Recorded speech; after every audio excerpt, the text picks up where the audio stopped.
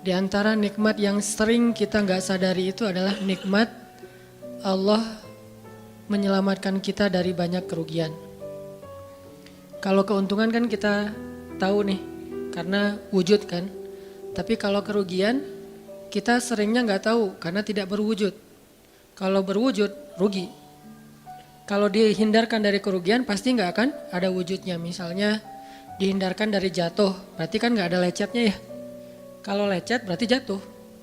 Kalau nggak lecet berarti nggak jadi jatuh. Nah ini berarti kan tidak berwujud. Karena nggak berwujud, seringnya kita nggak sadar kalau itu nikmat dari Allah.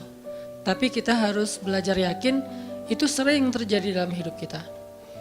Baik itu lecet fisik ataupun lecet hati.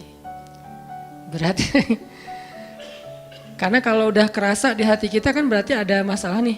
Kadang-kadang Allah menyelamatkan kita dari kekecewaan, dari marah, dari sakit hatinya. Itu kan tidak ada wujudnya karena kita diselamatkan. Tapi yakin bahwa sesungguhnya itu juga nikmat dari Allah. Makanya harus tetap bersyukur walaupun kita kadang gak bisa menghitung nikmat Allah. Karena emang gak mungkin menghitung nikmat Allah. Wa in ta'uddu ni'matallah. Gak mungkin kita bisa menghitung nikmat Allah. Gampangnya misalnya coba aja, ada nggak kita yang bisa ngitung jumlah tetes air hujan ketika turun hujan? Itu baru satu nikmat ya, hujan doang nih. Bisa nggak ngitung berapa tetes air hujan yang jatuh ketika kita lagi musim hujan? Atau sekali hujan aja nih, setengah jam berapa tetes? Nggak ada yang bisa ngitung. Itu aja nggak sanggup, apalagi nikmat-nikmat yang lebih besar. Nah jadi tetap walaupun kita nggak sadar nikmat Allah apa, tapi kita pakainya bukan cuma dengan logika. Hidup saya kayaknya gini-gini aja logikanya nih. Tapi kalau kita beriman sebetulnya nggak gini-gini aja. Hidup kita tuh harusnya lebih parah dari ini nih. Hidup kita tuh harusnya banyak masalah. Cuman sebagian besar masalah udah Allah hindarkan. Udah Allah selamatkan kita dari masalah-masalah itu. Cuman dikasih sebagian kecil sebagai pengingat buat kita. Kadang-kadang kalau nggak dikasih masalah sama sekali kita suka jauh dari Allah. Karena Allah kangen. Di antara hadis kangennya Allah kepada kita tuh, Allah kalau kangen kepada hambanya dikasih ujian. Hamba yang kayak gimana? Hamba yang kalau nggak dikasih ujian nggak deket sama Allah. Sehingga kalau Allah kangen sama kita, yang nggak deket sama Allah nih, suka lupa sama Allah, Allah kasih kita ujian. Tapi ujian yang dikasih juga ujian yang insya Allah masih ketahan sama kita. Karena Allah gak mau ngasih kita ujian yang mencelakai kita. Kalau itu terjadi namanya bukan ujian, tapi namanya azab. Dan insya Allah orang beriman gak dapat itu. Yang dapat kayak gitu tuh kelasnya udah kelas Firaun, Haman, Korun, Namrud ya. Abu Jahal, Abu Lahab itu kayak gitu tuh. Tapi kalau kelas orang muslim yang udah beriman cuman gak soleh-soleh amat, insya Allah yang dikasih bukan azab, yang dikasih adalah ujian. Kenapa? Allah kangen dengerin curhat kita di sepertiga malam. Allah kangen ngeliatin kita menangis dan manja kepada Allah. Allah kangen kita bangun tengah malam atau sepertiga malam berdoa kepada Allah. Allah kangen kita berdiri dan sujud dengan waktu yang lama. Kadang-kadang sujudnya setengah jam, saking lagi berserah diri kepada Allah. Allah kangen, makanya dikasih ujian dikit. Tapi ujian yang dikasih ke kita tuh sedikit dibandingkan yang Allah hindarkan dari kita. Tapi mana buktinya dihindarkan? Kalau ada buktinya namanya gak dihindarkan. Kalau sudah wujud namanya kena. Kalau gak kena pasti gak ada wujudnya. Terus gimana kita tahu? Kita mungkin gak tahu, tapi kita bisa meyakininya, iman. Makanya yang dipakai bukan hanya logika, tapi juga iman. Karena Allah Subhanahu wa taala menyelamatkan kita siang dan malam. Kulla yaumin huwa fi sya'n. Itu ayatnya. Kulla yaumin huwa fi sya'n. Setiap hari Allah sibuk menyelamatkan kita. Salah satu tafsir dari kalimat fi sya'nin adalah Allah sibuk menyelamatkan kita. Setiap hari kulla yaum. Sibuk menyelamatkan fulan-fulan, sebanyak jumlah manusia, sebanyak itulah yang Allah selamatkan. Bukan cuma mukmin. Bahkan orang kafir juga kadang Allah selamatkan, cuman di dunia. Kalau di akhirat beda lagi ceritanya. Kalau di dunia, rahmat Allah semuanya dikasih. Baik kepada mukmin ataupun kepada yang tidak mukmin. Dikasih rahmat Allah di dunia, tapi di akhirat hanya berlaku bagi orang-orang yang beriman. Kenapa orang yang tidak beriman kok dikasih rahmat Allah di dunia? Karena di sisi Allah dunia itu kecil, gak terlalu berharga, makanya dikasih semuanya. Akhirat itu berharga, makanya dikasih buat yang Allah sayangi, yang Allah pilih doang, yaitu orang yang beriman. Jadi jangan sampai kita berpikir Allah tuh kayaknya gak fair, kok orang gak beriman dikasih rahmat di dunia? Karena dunia itu gak terlalu berharga di sisi Allah.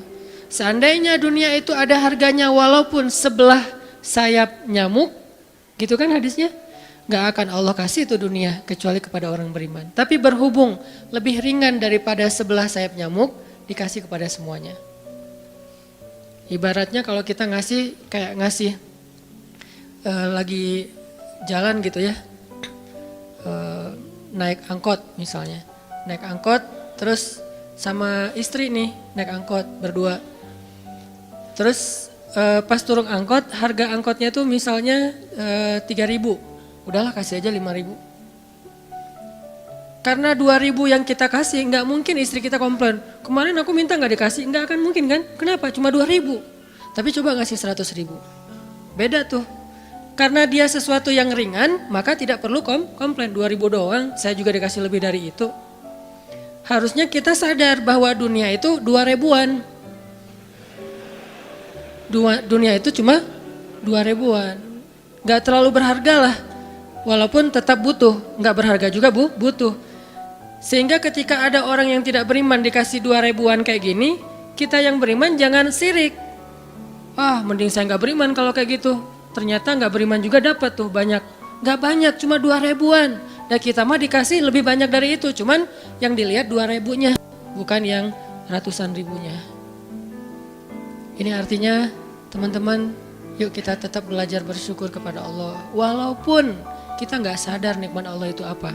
Kita nggak bisa ngitung dengan logika kita. La tuhsuha, nggak mungkin bisa dihitung dengan logika. Tapi kita masih punya logika iman. Yang kita yakin, kulla yaumin huwa fi sya'n. Setiap hari itu Allah ngasih nikmat buat kita. Setiap hari itu Allah menyelamatkan kita dari banyak masalah. Setiap hari. Bukan pernah tuh dulu gua nyelamatin lo, enggak.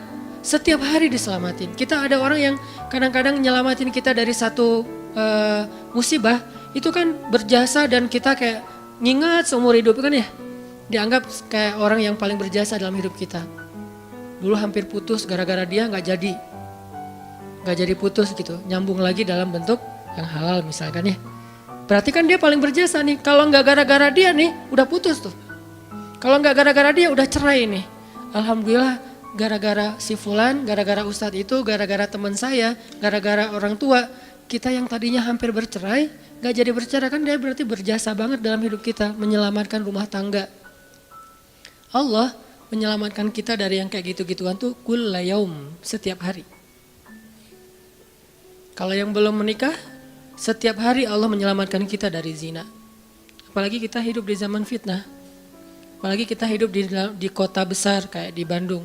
Yang fitnahnya mungkin lebih besar daripada di desa. Dengan mudah kita bisa terjerumus ke dalam dunia-dunia yang kayak gituan. Mudah banget. Tapi setiap hari diselamatin, besok diselamatin lagi, lusa diselamatin. Walaupun seringkali Allah pengen nyelamatin kita, kitanya aja yang kekeh gak mau diselamatin. Udah jatuh, Allah selamatkan dari apa? Dari makin terpuruk. Kadang-kadang kan jatuh ketiban tangga nih. Jatuh doang gak ketiban tangga. Allah selamatkan. Kalau gak diselamatkan 100%, minimal diselamatkan sebagiannya. Supaya kita gak benar-benar hancur. Itu sering. Yang pernah merasakan masa-masa kelam di masa lalunya, harusnya kan ketika kita dulu kayak gitu kita mungkin udah mati kali ya. Yang sering tawuran misalnya, yang sering tarung di jalan, alasannya alasan sepele gitu. Kayak kemarin saya pas ke Jakarta ada acara di daerah Bintaro tuh, lagi jalan, ada tawuran pelajar, pada bawa golok, bawa samurai, bawa celurit segala macam. Kita agak-agak kaget karena kita platnya plat D gitu kan. Agak bahaya nih di Jakarta soalnya. Langsung kita gimana nih plat D, masa mau ditutup pakai tangan, gak mungkin kan ya mobil. Akhirnya la haula aja. Coba bayangin, mungkin sebagian kita pernah ngalamin masa kayak gitu dan mungkin lebih parah. Yang kayak gitu-gitu mah udah jadi kayak sarapan lah. Kalau nggak makan siang. Kayak gitu-gitu, udah sering. Kenapa masih bisa selamat dan sekarang bisa duduk di masjid? Kalau bukan karena Allah menyelamatkan kita. Jadi kalau ada yang cerita ke saya tuh tentang pengalaman masa lalunya yang luar biasa kelam, saya tuh selalu bukan takjub ke dianya, takjub ke Allahnya. Bukan takjub karena dia bisa berhijrah, takjub karena Allah masih menyelamatkan dia dan menghijrahkan dia. Sehingga ketika dengar cerita kayak gitu, yang kita ucapkan adalah Masya Allah, Alhamdulillah. Bukan, wah hebat lo ya, dulu pernah bunuh orang, pernah ini, pernah semua dosa pernah gue lakuin dah. Itu gak perlu bangga, karena kalau dia gak diselamatin Allah, dulu udah celaka dengan dosa-dosa itu. Tapi karena Allah selamatkan, akhirnya dia diberi kesempatan. Bikin dosa dibiarin sama Allah, bikin dosa dibiarin, bukan dibiarin berbuat dosa, dibiarin supaya dia kembali kepada Allah, dikasih kesempatan. Dan itu gak sehari, bertahun-tahun kan kita kayak gitu, masih aja Allah biarin, masih Allah kasih kesempatan. Ini artinya teman-teman, benar kulla yaumin huwa fi sya'an. Setiap hari itu Allah selalu jagain kita. Setiap hari itu Allah selalu nyelamatin kita dari banyak masalah. Kalau yang udah nikah, mungkin di hari-hari pertama atau tahun-tahun pertama nih pengalaman pernikahan ya. Ya nggak apa-apa deh. Sedikit lah ya, saya mah nggak terlalu berpengalaman. Ada yang lebih berpengalaman dari saya lah ya, ada sedikit pengalaman. Biasanya orang yang baru nikah ujiannya itu 3 tahun pertama. Kalau dia bisa ngelewatin masa 3 tahun pertama, insya Allah agak lebih mudah ke depannya. 3 tahun pertama ini paling berat. Apalagi kalau dia nikahnya alhamdulillah gak pacaran. Kalau pacaran kan ujiannya udah sebelum nikah udah banyak ujian ya. Pas udah nikah ya udah selesai. Bukan udah selesai ujiannya, udah gak ada yang perlu udah hambar aja. Udah plain ya. Pernah gitu Ustaz? Enggak sih. Untung ya, untung. Alhamdulillah gak pakai pacaran. Soalnya yang pacaran diputusin melulu. Jadi yang udah pacaran lama, pas udah nikah, kita mau ngapain lagi ya? Kayaknya udah semua ya. Oh iya, udah semua. Bulan madu dari dulu juga udah sering. Kan udah agak-agak plain gitu kan. Tapi kalau yang belum nikah, belum pacaran, nikah nih. Jadi kayak benar-benar baru pacaran, cuman ada konsekuensi lain yang mungkin ini jadi kayak semacam ujian lah biar sabar. Masa-masa adaptasi, masa-masa saling mulai mengerti, oh ternyata kamu tuh kayak gini dan segala macam. Apalagi kalau baru nikah langsung LDRan kan berat banget tuh. Nikah LDRan, pacaran LDRan aja berat. Bener gak sih?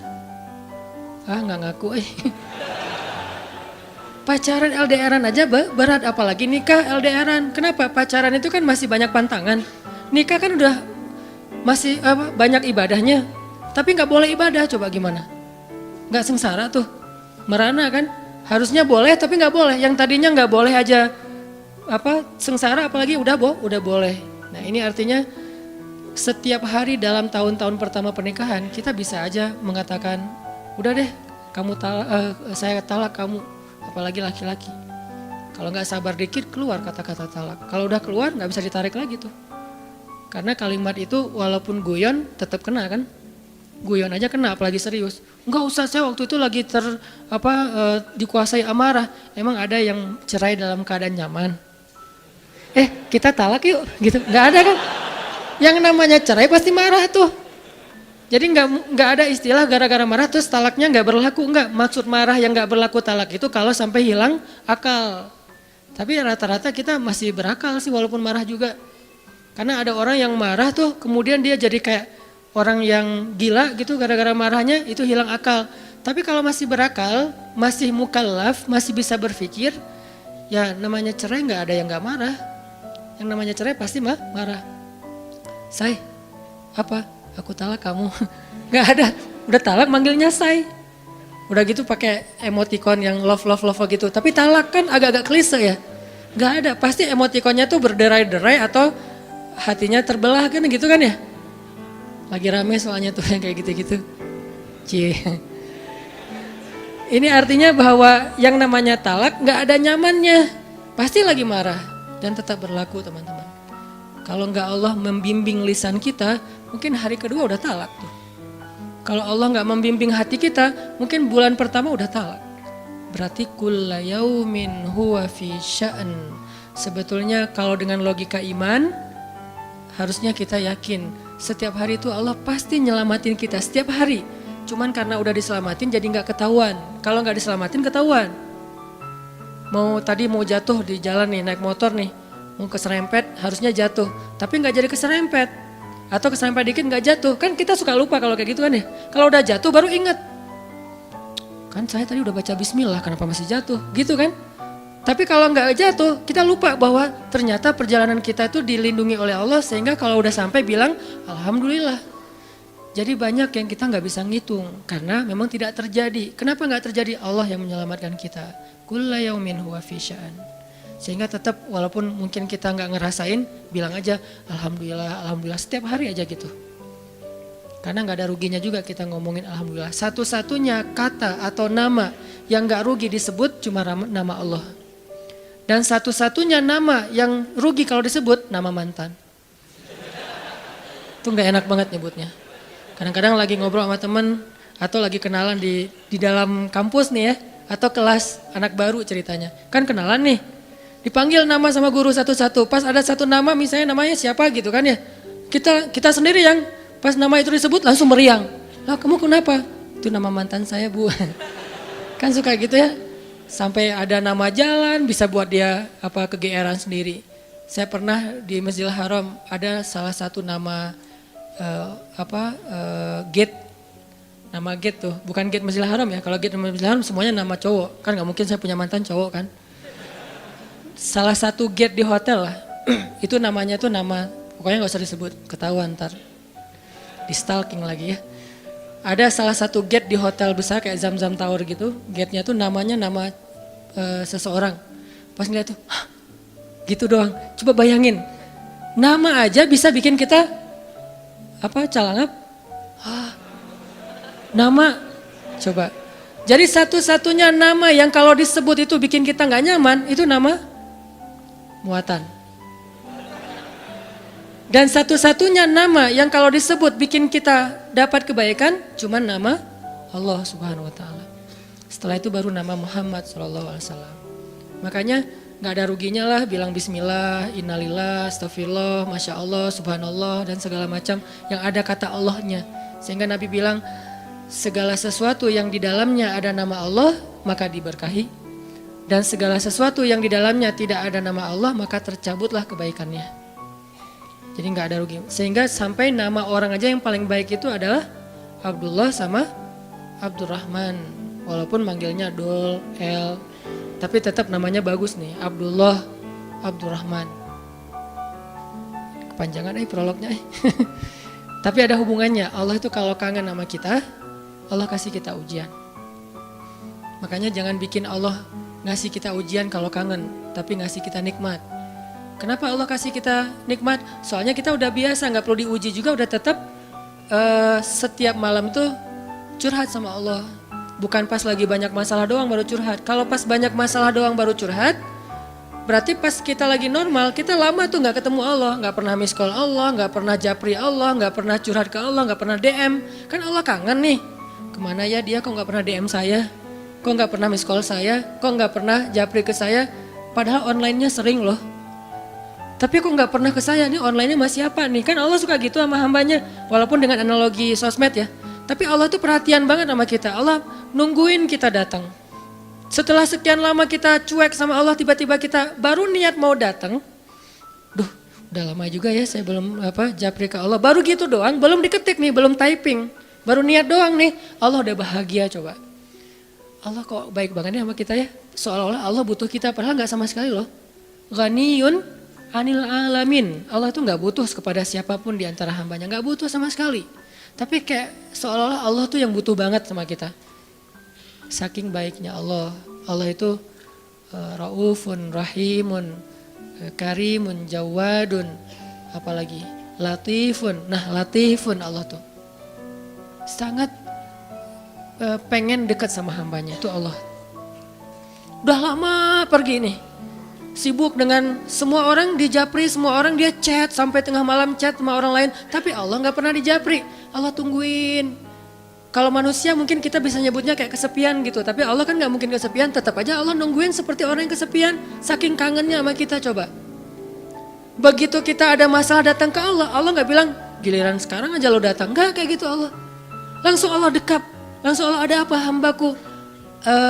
Hal min haja, apakah kamu butuh sesuatu? Hal min taib, apakah kamu mau diterima taubatnya? Hal min mustaghfir, apakah kamu mohon minta ampun? Allah tanya kepada kita setiap malam, dicuekin lagi. Datang Allah ke langit dunia. Harusnya kan Allah suruh aja malaikat kasih tahu ke dia supaya berdoa. Enggak, Allah yang langsung turun. Ibaratnya Allah yang ngejapri kita, enggak dirit juga. Setiap malam japri, setiap malam enggak dirit. Padahal online-nya, lasinnya tuh setiap jam bahkan setiap menit dia online terus. Tapi yang Allahnya enggak dirit, ketimpa lagi tuh. Marahkah Allah? Enggak. Kalau Allah marah, pasti kita udah celaka dari dulu juga. Karena kalau Allah udah marah, maka perhatikanlah kaum-kaum sebelum kalian, kata Allah. Perhatikanlah kaum-kaum sebelum kalian, Ad, Samud, atau tokoh-tokoh sebelum kalian, Firaun, Haman, Namrud, dan seterusnya. Perhatikan kalau Allah udah marah nih. Berarti Allah belum marah sama kita. Tapi jangan sampai batasan waktu yang Allah buat itu kita lewatin, itu bahaya. Karena kalau Allah sudah menentukan waktunya, gak bisa ditolak lagi sama kita.